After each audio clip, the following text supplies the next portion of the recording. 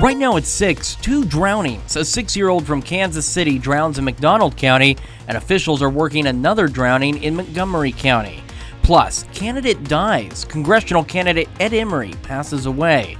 Also, back to school. We're taking you to Pittsburgh for the ultimate back to school bash. And where the bison roam. We're heading to the Prairie State Park in Barton County. The 4 states' most watched news starts now. Officials in Montgomery County are continuing recovery efforts after a drowning is reported near Independence. Officials with the Montgomery County Sheriff's Office tell us just before 8 last night they received a call of a possible drowning. Authorities have been working to recover the body of an unidentified victim. No additional information has been released. Across state lines, officials say a 6-year-old boy drowned in the Elk River. According to the Missouri State Highway Patrol, just before 2 Friday, a 6-year-old from Kansas City waded out into the waters of Elk River near Knoll and was not able to return to shore. He was taken to Freeman Hospital and pronounced dead just before 4 Friday afternoon. Former Missouri Senator and candidate for the 4th U.S. Congressional District, Ed Emery, has passed away. According to a release on Emery's Facebook page, he suffered a heart episode while speaking at an event hosted by the Randolph County Republican Women in Moberly the evening of August 3rd. That release, posted Friday, said Emery was continuing to recover at University Hospital in Columbia. However, KRCG-TV in Columbia reported this morning that Emery had passed. Missouri Governor Mike Parson tweeted this morning about Emery's passing, saying, quote, "We served together in both the House and Senate, and Ed leaves an enduring legacy in public service. He will be missed." Emery is a Vernon County native. Both he and his wife live in Lamar. Officials have identified the body found along Highway 69A in Ottawa County on Thursday. The Ottawa County Sheriff's Office says the body is that of Dale Miner of Miami. Miner's body was discovered by highway workers on Thursday. No information was released beyond that, and officials say the investigation is ongoing. Summer making one heck of a return. Nick Kelly joining us. Yeah, after we were spoiled with pretty good temperatures for much of this week, Chris, we saw highs back in the lower 90s for today, but at least we saw quiet skies from 7th and Rangeline and not really see anything on the radar network right now. It's been quiet all day, cloud cover trying to build, but look off to the west. Thunderstorms out in southwestern parts of Kansas, including a couple severe storms around Garden City, Scott City in western Kansas. That's hitting in our next storm system that will bring thunderstorm chances into play, but we're going to hold off on those until we get past this evening. It's going to be a hot and humid start to the evening for sure, with most of us in the lower 90s. Factor in the humidity, it feels like the mid to upper 90s across the region. It's going to be a warm evening, that's for sure, even though we're dry for much of it. 81 by 10, 79 by midnight, and we're down to 75 to start Sunday morning out, Chris. But I want to watch for thunderstorm chances tomorrow and continuing heat and humidity too. We'll break down the forecast here in a bit. All right, Nick, thank you. The Fun Zone Depot in Pittsburgh is connecting area families with local resources before kids head back to school, and they're doing it in a way that's fun for the entire family. On Saturday, they held their back-to-school block party bash. The event included food trucks, a rock climbing wall, as well as booths from local nonprofits. One organizer says she hopes this event can become an annual occurrence. My hope is that it just kind of brings the community more together, because I think it's important for everyone to be able to come together and different businesses to be able to work together. So I'm hoping that other businesses will see this and they'll want to, maybe join. I'm hoping this can be an annual thing.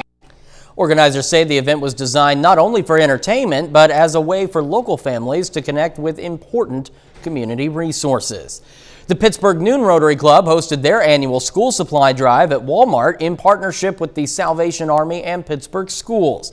There, they collected school supplies and monetary donations to help kids get supplies they need to last the entire school year. Organizers say the drive is more important this year as kids prepare to return to in-person learning. I believe that there is more of a need. Last year, kids had the opportunity to stay home, and if they chose to do that and remote learn. Now that kids are back in school, they're going to need the papers, the pen, and books and supplies that they need to have a successful school year. Donations will be accepted until 8 tonight, and anyone looking to donate can drop them off at the school's district office or can go online to the Pittsburgh Noon Rotary's Facebook page, where there will be a link to shop for items on Walmart's website to be donated to the schools. Well, folks got an opportunity to learn more about Prairie State Park in Barton County during a special presentation today. Officials with the state park gave a presentation on the park's history and the importance of preserving the natural prairie in the state. The park is part of the 1% of natural prairie left in the state, and officials say at one time more than a third of the state was natural prairie. Well, we have several rare and endangered species that live here. Some of them will only be found on remnant tallgrass prairies, so this isn't something you can just plant in a garden and expect to do well. They need prairie. Now, following the presentation, visitors were taken on a bison hike through the prairie. It was a spicy Saturday over at the Joplin Empire Market. That's because the market was celebrating the return of Pepperfest. There were all kinds of locally grown peppers for people to pick up, as well as other spicy options like salsa and margaritas at the market cantina. Pepperfest had to be canceled last year due to COVID-19, but the market is happy to have it back since peppers in this corner of the Show Me State have so much history together. For us in Southwest Missouri, this time of year is best represented by the abundance of peppers of all kinds of colors, all kinds of heat, and so we decided to do Pepperfest. This weekend also marks the end of National Farmers Market Week, which was also being celebrated at the Empire Market. The sexual harassment investigation against New York Governor Andrew Cuomo is moving forward. The Albany County Sheriff's Department is now investigating a complaint that could lead to criminal charges. CBS News correspondent Michael George reports from New York. The Albany County Sheriff's Department is looking into a criminal complaint against New York Governor Andrew Cuomo. We have a report on file. It alleges criminal conduct against our governor. The complaint was filed Thursday by Cuomo's former aide, one of 11 women accusing him of sexual harassment. The conduct was sexual in nature. The meeting, at that point, commences the investigative process for the Albany County Sheriff's Office. The assistant claims in 2019 and 2020, the governor engaged in close and intimate hugs on multiple occasions, including one incident when he reached under her blouse and grabbed her breast. The governor denies the allegations. Let me be clear, that never happened. On Saturday, his supporters held a rally in New York City.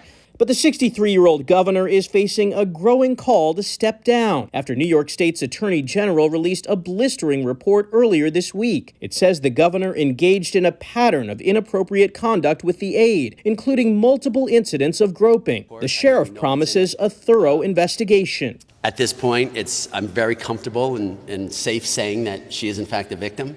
And again, I commend all of them for coming forward. The sheriff says the allegations could amount to misdemeanor charges and possibly lead to the governor's arrest. Michael George, CBS News, New York. Now, CBS News and the Times-Union are speaking exclusively with the former aide who filed the complaint. Jerika Duncan will have that interview Monday on CBS News This Morning. And we take this time now to honor one of our many four-state heroes. James Snow served in the Navy in Japan, his hometown, Joplin. And we're proud to recognize James Snow, tonight's four-state hero. Increased risk. Coming up on the KOAM News at 6, a new study on the potential increased risk for infections if you have diabetes. Plus, vaccine milestone, a new milestone in efforts to get Americans vaccinated.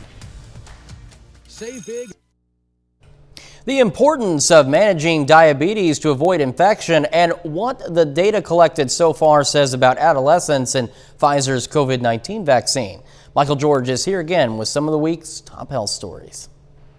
A new CDC report shows an extremely low number of adverse effects associated with the COVID-19 vaccine in adolescents. The agency says out of the nearly 9 million children ages 12 to 17 who received the shots by mid-July, there were less than 10,000 reports of adverse health events. Of those bad reactions, 90% were for non-serious conditions, such as dizziness and headaches. The small percentage of severe adverse events included some instances of heart muscle inflammation called myocarditis. Long-lasting symptoms from COVID-19 are rare in children, according to a new large UK study. Researchers looked at data on more than 1,700 children who tested positive for COVID and found those who do develop symptoms usually get better after 6 days, and a low number have symptoms beyond a month. And a new study finds people with diabetes are significantly more likely to be hospitalized because of an infection and are at greater risk of dying from infections. Researchers at Johns Hopkins say the increased risk was observed for nearly every type of infection, but especially with foot infections. Those are some of the week's top health stories. Michael George, CBS News, New York. New research finds one dose of Pfizer's COVID-19 vaccine may be enough to protect people who were previously infected with the virus. Researchers from Rush University compared antibody levels in people who recovered from COVID-19 and those who never had it. They found the second dose did not significantly increase antibody levels in those who already recovered from the virus. In fact, people who recovered from COVID appeared to have more antibodies against the virus after a single dose than people who received 2 doses but never had the disease. The study was published Friday in the journal JAMA Network Open. The U.S. reached a major vaccine milestone Friday. The White House says half of the population has been fully vaccinated against COVID-19. It took about 9 months to reach this point. The first vaccination dose was administered December 14th of 2020. Now, according to the Centers for Disease Control and Prevention, the pace of vaccinations are at their highest point since June 19th. An average of 464,000 people are initiating vaccinations each day. This comes as COVID-19 cases and the Delta variant continue to surge in the U.S. It also comes on the heels of a new CDC study that shows people who have recovered from COVID-19 reduce their chances of getting it again by half when they get vaccinated. Cuteness overload. Later on the KOAM News at 6, we're going to tell you about this zoo having a giraffe. That's actually going to be at 10, but here's Nick Kelly first. Yeah, Chris, we're going to focus on some thunderstorm chances that could come during the overnight and the day tomorrow, but can describe about the heat and humidity. We'll break it down next.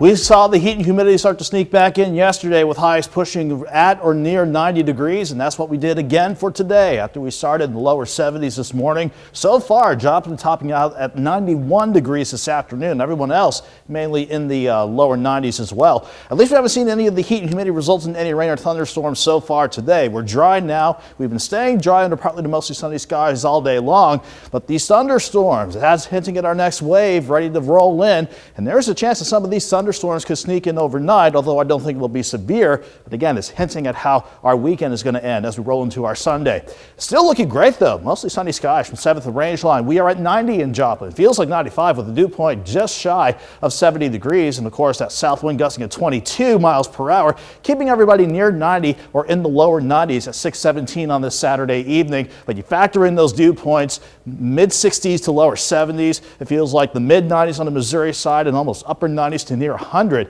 especially out in parts of southeast Kansas. We're dry for much of this evening. Still warm though, 81 by 10, 79 by midnight before we drop back to 75 first thing in the morning. As we go into Sunday morning though, we'll have to keep an eye on how these thunderstorms will track. Indications are they want to survive the journey out of southwestern Kansas and roll through here during the overnight. All because of a frontal boundary stalled out to the west that helped trigger the storms at the surface, but upstairs is getting a little help as well. This upper low that was sitting over Montana and Wyoming yesterday is continuing its journey along the northern plains. This is what really comes into play overnight and tomorrow to bring some rain chances and even some strong thunderstorm chances back in here as well. Again though, if you have any outdoor plans this evening, we're looking okay. Cloud cover increasing late in the evening, but we'll still be kind of warm but dry to start the early overnight hours out. And then let's fast forward to about 3 o'clock. The future track wants to show some of these thunderstorms sneaking into our western counties as we go through the overnight, and you can see how they'll come in weaker compared to how they are out west. So I don't think these will be severe, but have the umbrella handy before you head to morning services as lows start out in the mid 70s. I think we'll get a little bit of a break in between, but then as our upper level low passes nearby, we're still going to hold on to some scattered thunderstorm chances, and any dry time we get, it's not going to help us out with temperature. 75 in the morning, 85 by noon, highs are 91. Let me take you quickly through Sunday evening. Before that upper level low leaves, we got another decent chance for scattered storms. Some of these could be strong with maybe some small hail and gusty winds as well before this all moves out, before we start the morning drive on Monday. Sadly, these rain chances Even a few storms on Monday can't scrub out the heat and humidity. We will definitely stay in the 90s for a good portion of next week. 91 tomorrow, 92 Monday, mid-90s Tuesday through Thursday, Chris, and hopefully a good system knocks us back into the lower 90s on Friday, and hopefully mid-80s returning with a dry Saturday ahead of us. We've got a nice little cycle going. Last weekend kicked off a decent week, and now all of a sudden it's hot again, and next weekend will kick off a decent temperature. Yeah, hopefully situation. we can keep those 80s by Saturday going. That's going to be a little relief from the heat. A little bit. Nick, thank you so much. Danny joining us now with sports. Pittsburgh Little League is in action tonight. First game of the Midwest Regional Tournament, so we'll have those details coming up. Plus, the football season is almost here. We caught up with Missouri Southern as they held their first fall practice. We'll have it all next.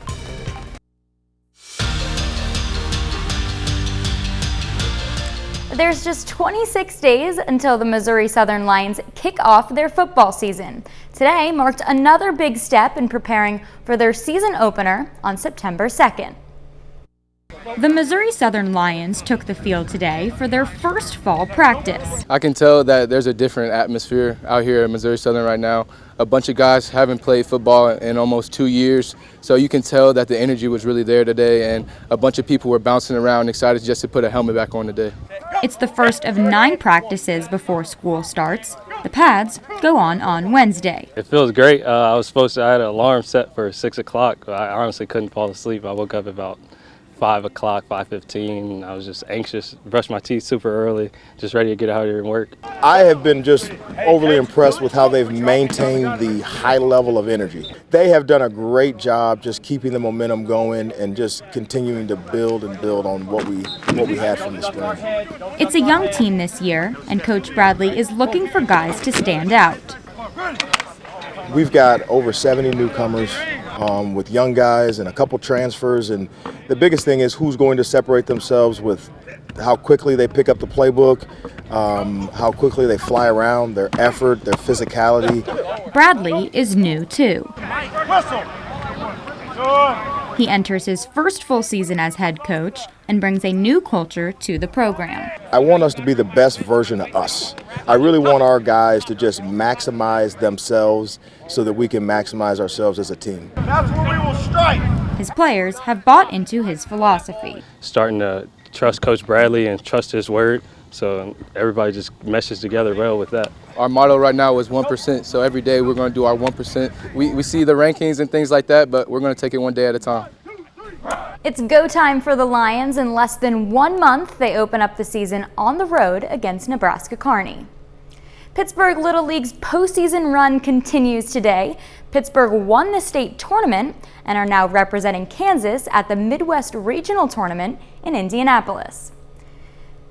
Pittsburgh plays its first game of the regional tournament today. They are up against Centennial Lakes Little League out of Minnesota. This one just getting underway. We'll have game highlights right here at 10. The St. Louis Cardinals snap a 3-game skid on Friday against the Royals. Tyler O'Neill helped propel the Cards to victory with a career-high 4 hits and his 18th home run of the season. Tonight, the Royals will try to even up the series. Brad Keller is on the mound for Kansas City, starting up right about now. Still going to be an exciting game, and it's nice to see these two teams doing a little bit better. Yeah, now they go head to head. So yeah, that's going to be exciting. Hopefully, it'll be a good one. Danny, Absolutely. Thank you so much. We'll be right back. Tonight at 10, we'll have the latest on the drownings in McDonald County and Montgomery County, plus more on the passing of congressional candidate Ed Emery.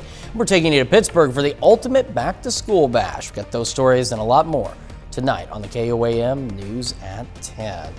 Taking a final check of the forecast, maybe some late night storms. Yeah, but for this evening, we're keeping things dry. Warm, but we'll keep things dry. We'll watch for thunderstorm chances not only for tomorrow morning for some, but again during the afternoon and into the evening. Some of them could be strong, so it's something I'll watch.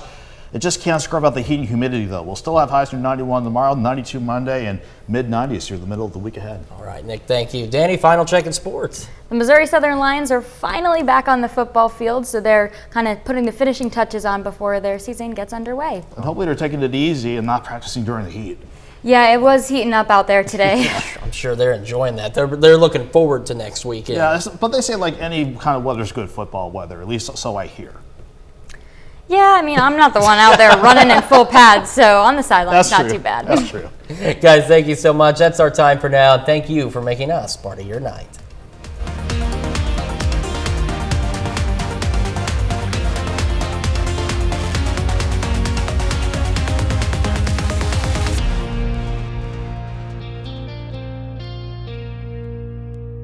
Salon service is provided